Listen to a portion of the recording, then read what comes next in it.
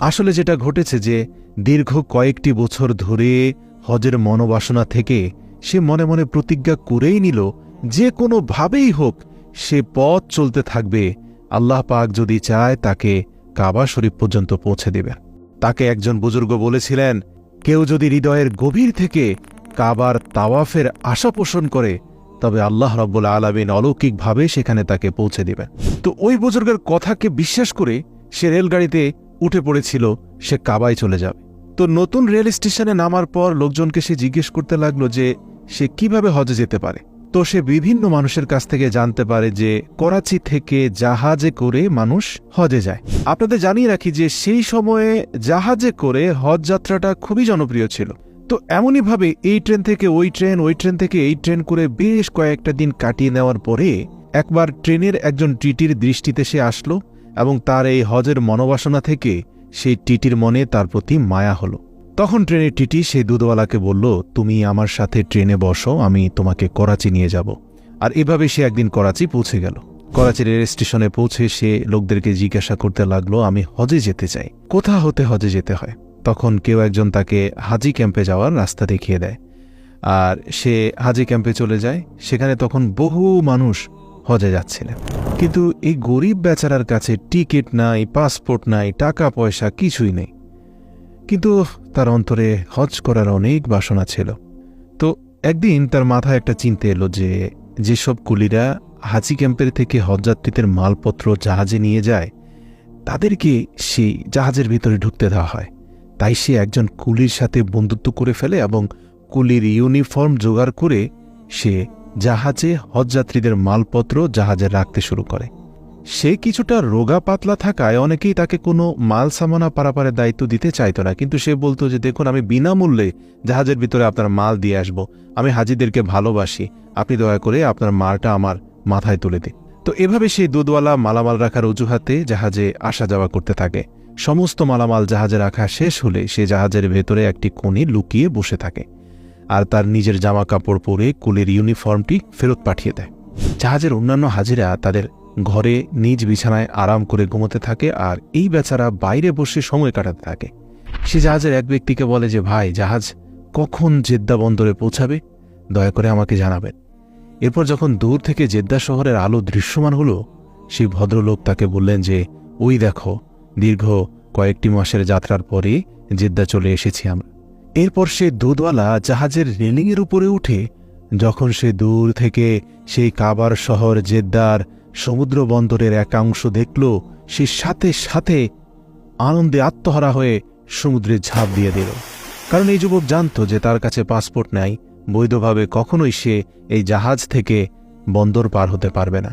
এদিকে সে কিন্তু সাঁতারও জানে না, তাই সে যখন পানির নিচে তলিয়ে গেল আর উপরে উঠতে পারল না, জাহাজের সেই ভদ্রলোকটি দেখল যে দুধওয়ালাকে কোনোভাবেই দেখা যাচ্ছে না। তিনি বুঝতে পারছিলেন যে এই বেচারা লোকটি সমুদ্রের পানিতে হয়তো ডুবে মারা গেছে, হয়তো এটাই আল্লাহ তাআলার ইচ্ছে ছিল। অতঃপর যখন ওই ব্যক্তি দীর্ঘ 1 মাসের হজের সফর শেষ করল, বাইতুল্লাহ শরীফে হজ করল, মদিনা মুনাওয়ারা জিয়ারত করল, পুনরায় আবার বাইতুল্লাহ শরীফে ফিরে আসলো, তো এরই মধ্যে একদিন যখন তিনি হারাম শরীফ থেকে বের হচ্ছিলেন তখন তিনি দেখতে পেলেন সেই দুধওয়ালাও হারাম শরীফ থেকে বের হচ্ছে। লোকটি তখনই দুধওয়ালাকে জিজ্ঞেস করল, আরে ভাই, তুমি তো সেই ব্যক্তি যে আনন্দে আত্মারা হয়ে সাগরে ঝাঁপ দিয়েছিলে অথচ সাঁতার জানো না। তখন দুধওয়ালা বলল, হ্যাঁ ভাই, আমি সেই ব্যক্তি। ওই ব্যক্তি তখন দুধওয়ালাকে জিজ্ঞেস করল, তোমার সাথে কি ঘটেছিল, বাঁচলে কিভাবে? দুধওয়ালা বলল, আমার সঙ্গে চলো, আমি আপনাকে বলছি আমার সাথে কি ঘটেছিল। অতএব এই লোকটি দুধওয়ালার সঙ্গে রওনা দিল। বাইরে এসে সেই ব্যক্তি দেখলেন একটা নতুন গাড়ি দাঁড়িয়ে আছে আর ড্রাইভার অপেক্ষা করছে। দুধওয়ালা গাড়ির ভেতরে বসল এবং সেই লোকটিকেও তার সাথে গাড়ির ভেতরে বসালো। এরপর দুধওয়ালা সেই লোকটিকে সাথে নিয়ে একটা বাড়ির দিকে রওনা দিল। ঘরে ঢুকে দুধওয়ালা সেই ব্যক্তিকে ঘরের এক জায়গায় বসিয়ে ঘরের খাদেমকে এই অতিথির জন্য খাবার ও পানীয় নিয়ে আসতে আদেশ করলেন। চাকরটি অতিথির জন্য কিছু ফল নিয়ে এলো। লোকটি অবাক হয়ে জিজ্ঞেস করল, ভাই, তোমার ঘটনা কি? তুমি তো অসহায় একজন দুধওয়ালা ছিলে যার পাসপোর্ট ছিল না বলে সমুদ্রে ঝাঁপ দিয়েছিলে, সেখান থেকে এসে আরবের এই বাড়িতে তুমি আয়েশি জীবনযাপন করছো, এদিকে দেখছি তোমার আবার খাদেমও আছে।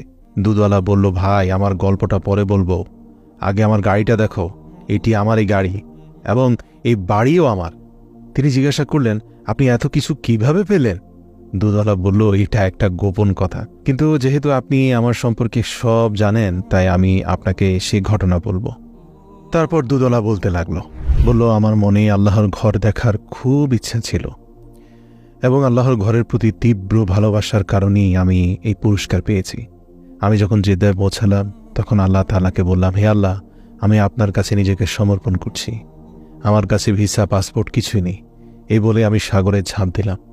আমি তো সাঁতারও জানতাম না। আমি শুধু কোনোভাবে আমার হাত পা ছুটতে থাকতাম এবং একটা সময় সাগরের ঢেউগুলি নিজে থেকেই আমাকে তীরের দিকে ঠেলে নিয়ে গেল। আমার ফুসফুস এবং পেটের ভেতরে পানি ঢুকে গিয়েছিল এবং আমি জ্ঞান হারিয়ে ফেলেছিলাম। আমি সমুদ্রের তীরে পড়েছিলাম এবং যখন আমি আমার জ্ঞান ফিরে পেলাম তখন খুব ভোর, তাহাজ্জুদের সময় হয়ে গেছে। আমি চারপাশে তাকিয়ে দেখলাম বাইরে যাওয়ার সব রাস্তা বন্ধ ছিল। চারদিকে লোহার গ্রিল দেয়া ছিল আর সদর দরজা বন্ধ ছিল। আমি সেই গ্রিলের কাছে গিয়ে বসলাম। বুঝতে পারলাম আমি হয়তো এখানের ইমিগ্রেশনের কর্তৃপক্ষের হাতে বন্দী হয়েছি। আমি দেখলাম সেই গ্রিলের অপর পাশে একটি বাড়ি ছিল।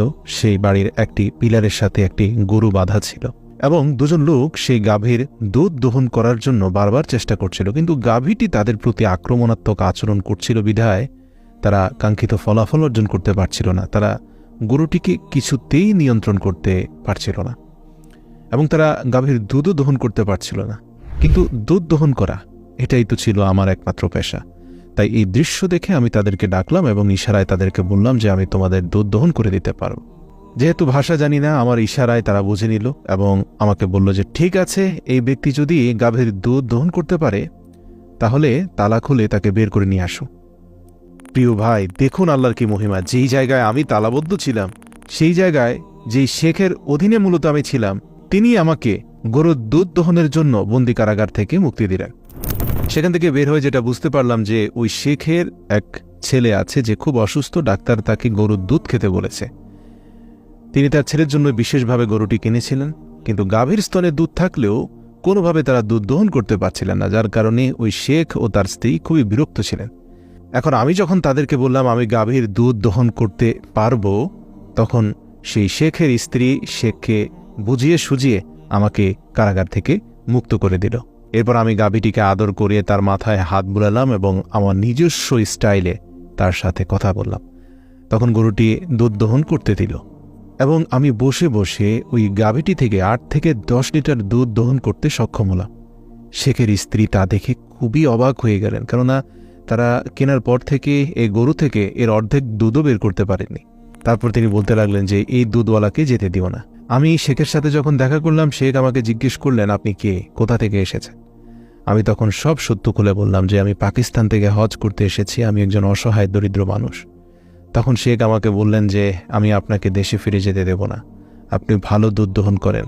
আমি বললাম যে আমি দুধ দহন করে দিব, ঠিক আছে, তবে আমাকে হজও করতে হবে। আমি যে উদ্দেশ্যে এসেছি সে হজ করতে না পারলে, মক্কা শরীফ না দেখতে পারলে আমার হৃদয় ঠান্ডা হবে না। তারা বলতে লাগলো, আপনি এটা নিয়ে চিন্তা করবেন না, আমরা আপনার হজের ব্যবস্থা করছি। পরদিন শেখের স্ত্রী তার বাবাকে ফোনে পুরো ঘটনা বললেন। ওই শেখের স্ত্রীর বাবার আবার 200টি গরু মহিষের খামার ছিল। তিনি সাথে সাথে আমাকে সেই গরু মহিষের খামারের জন্য একজন পার্মানেন্ট সুপারভাইজার হিসাবে নিয়োগ দিয়ে দিলেন।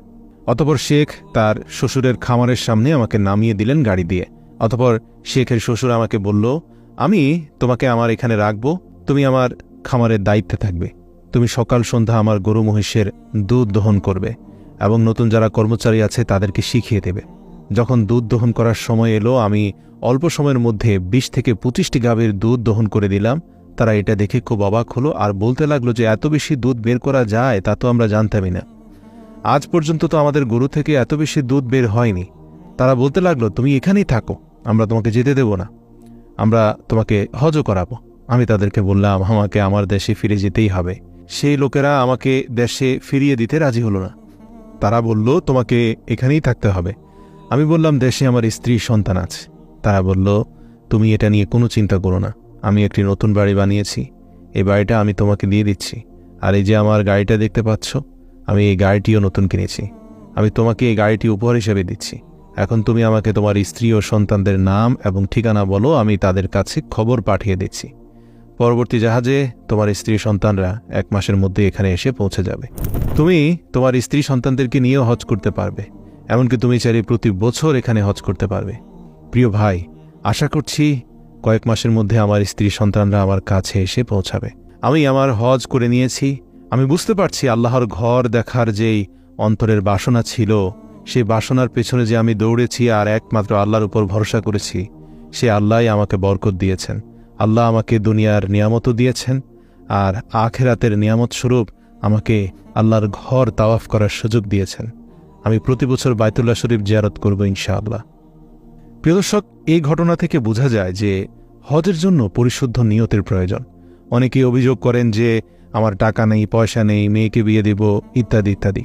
কিন্তু সত্যি কথা বলতে কি, আপনি যদি একনিষ্ঠ অন্তরে নিয়ত করেন তাহলে আল্লাহ আপনার ব্যবস্থা করে দেবেন। আপনার এই কথা বিশ্বাস না হলে অসংখ্য হাজিদেরকে প্রশ্ন করে দেখুন। অধিকাংশ মানুষের ক্ষেত্রে